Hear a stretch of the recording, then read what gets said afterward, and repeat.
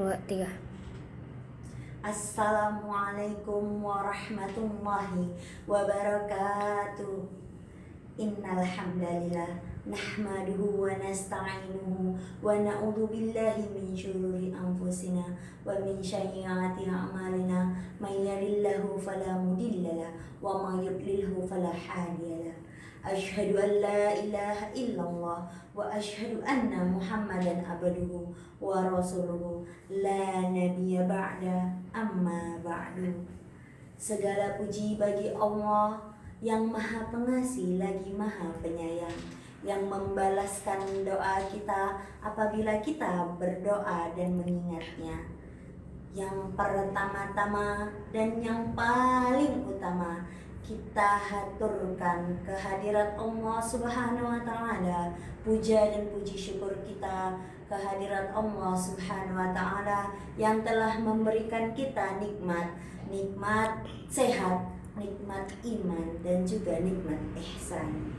Tak lupa pula sholawat bertangkaikan salam berdaunkan iman kita haturkan ke junjungan besar kita Nabi Muhammad SAW. Allahumma sholli wa sallim wa barik alaihi, yang telah memberikan kita kenikmatan dan juga kesempatan untuk merasakan indahnya dan damainya beragama di muka bumi ini.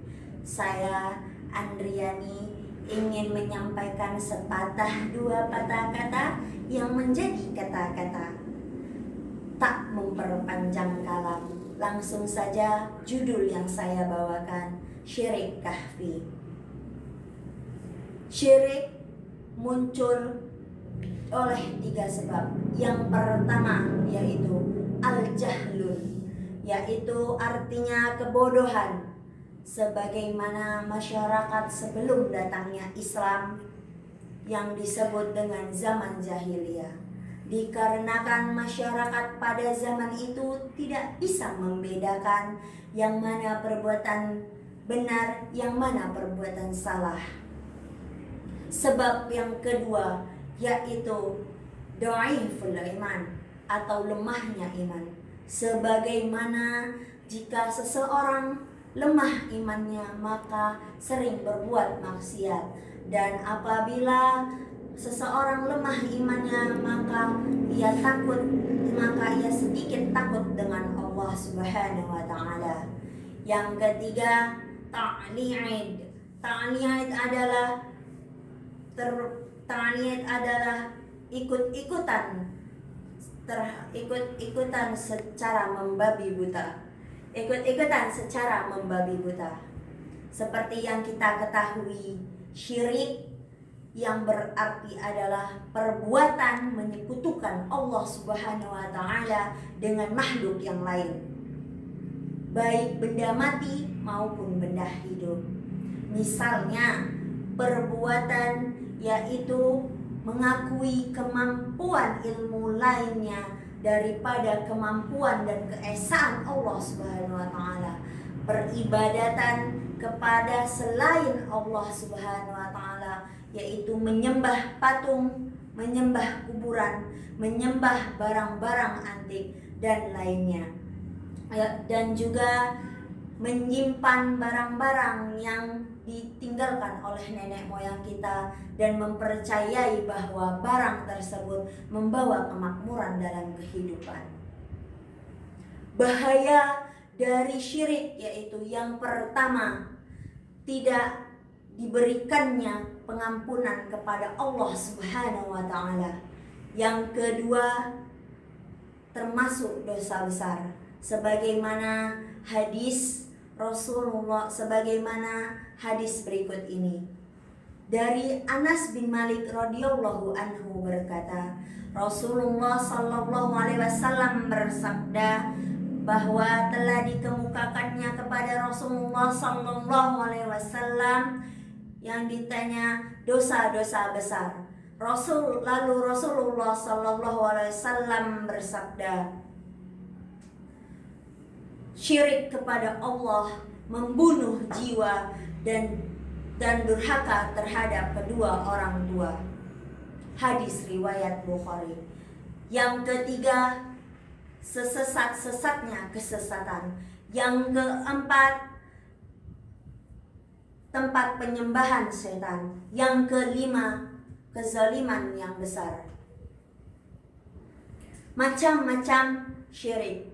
Macam-macam syirik. Yang pertama, syirik kekhususan untuk Allah Subhanahu wa taala, yaitu syirik dalam tauhid rububiyah, uluhiyah dan asma wa sifat.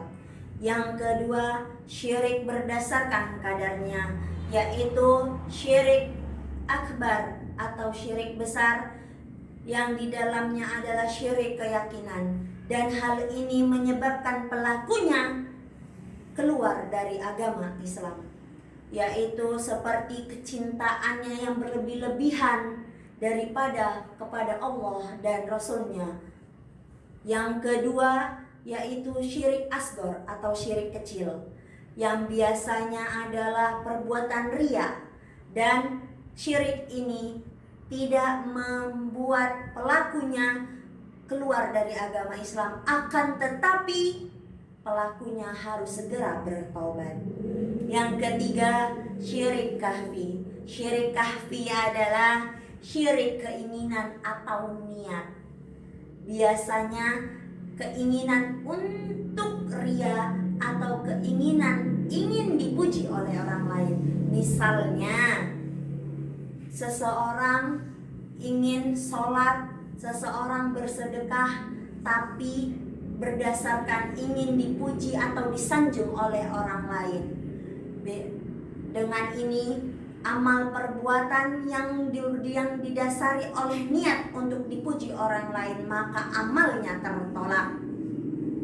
Maka sebaik-baik amal adalah amal yang ikhlas kepada Allah Subhanahu wa taala, karena Allah adalah sebaik-baik balasan.